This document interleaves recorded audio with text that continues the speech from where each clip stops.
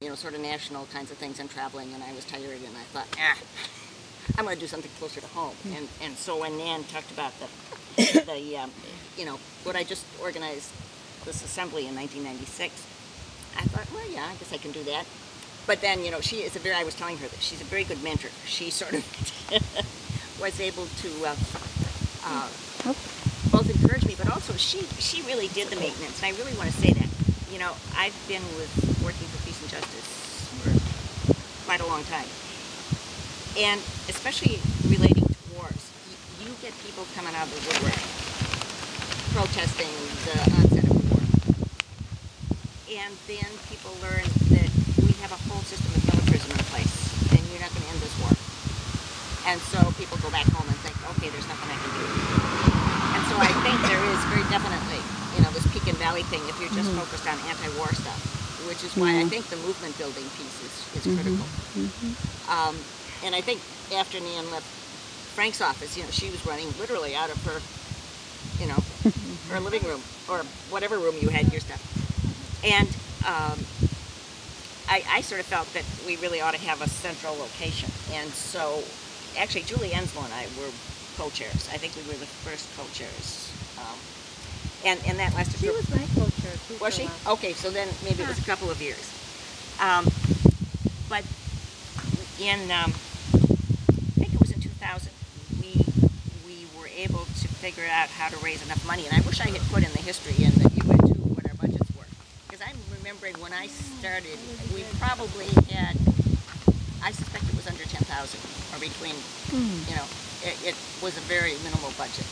But we did think we had enough money, and so we actually then created the office at 122 State, and initially shared office space with the Wisconsin Women's Network, which was very nice because it was a parallel sort of a network, and we could share notes on about what we were doing. And then a couple of years later, we hired the first time, and once we had the office, it ended up that I really shifted from being chair to being staff, even though I still had the title of being chair. And I think it was in 2002, we hired a part-time person as sort of the office manager kind of a thing. It was Carol Chemo, and she worked, I think, 10 hours a week. And we had done there was, in fact, the reason I was sitting at the Capitol was Dee Dee Mayberry had been working on one of the task groups. You had the environmental one. There was also one working with a number of other groups like Church Women United and other groups on W2 and the poverty issues, because the whole thing of being against poverty was one of the task groups. And so we did have, but we sort of started then to instead of having as many gatherings, because again there wasn't the energy because there wasn't the war. We had the steering committee every spring, and that was to be representatives of all the members groups. And a lot of our time would be spent in what we called reports from the field.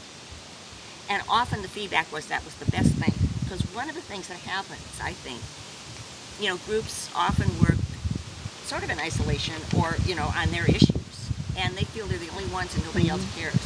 And so suddenly having, 20, 30, 40 people talking about all the stuff that was actually happening in the state, it really was good. Not only did it encourage people, but it also, you began to realize there is a network, there is something going on. So those steering committees, I think, were really helpful. And then the assembly was when we had more programming, we had, keynote speakers and, workshops, that kind of thing.